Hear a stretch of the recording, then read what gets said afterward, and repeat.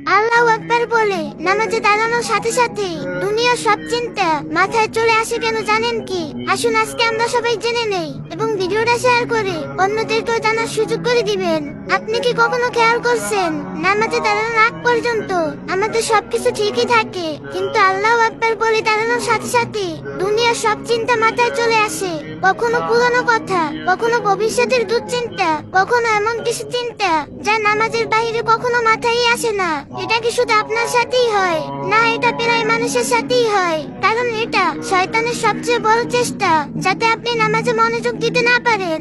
সবার মনে একই প্রশ্ন, নামাজে কুমন্ত্রণা আসে কেন? আমাদের প্রিয় নবী হযরত মুহাম্মদ সাল্লাল্লাহু আলাইহি সাল্লাম বলছেন, শয়তান নামাজে এসে মানুষের মনে বিভিন্ন চিন্তা ঢুকিয়ে দেয় যাতে সে বুঝতে না পারে সে কি পড়ছে। এই কুমন্ত্রণাকে বলা হয় ওয়াসওয়াসা। তাহলে এর থেকে বাঁচার উপায় কি? এক, নামাজ শুরু করার আগে মন প্রস্তুত করুন।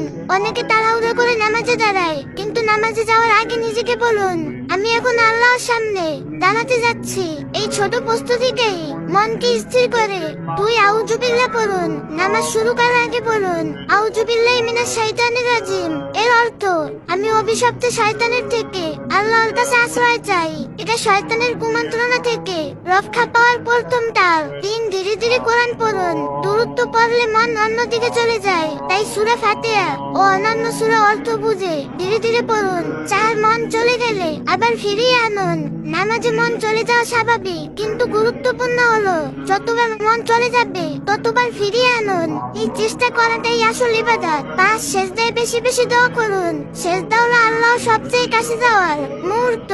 এই সময় বলুন, হে আল্লাহ, আমার মনকে স্থির করে দিন। শেষে কিছু কথা বলি, যদি আপনি নামাজে মনোযোগ ধরে রাখতে লড়াই করেন তাহলে আপনি হেরে যাননি, বরং আপনি সেই মানুষদের মধ্যে যাদের সাথে শয়তান সবচেয়ে বেশি লড়াই করে। তাই হাল ছাড়বেন না, কারণ যে নামাজে মন আনার চেষ্টা করে আল্লাহ তার সেই চেষ্টাটাই সবচেয়ে বেশি ভালোবাসেন। ভিডিওটা শেয়ার করে দিন, হতে পারে আপনার শেয়ার করা ভিডিও দেখে কারো নামাজ পড়তে মনোযোগ ফিরে এলো। ইসলামের যে কোনো বিষয় সুন্দরভাবে জানতে বুঝতে এই আইডিটি ফলো দিয়ে রাখুন, আর যে যা পারেন একটু বেশি বেশি কপি লিংক করে দিয়ে।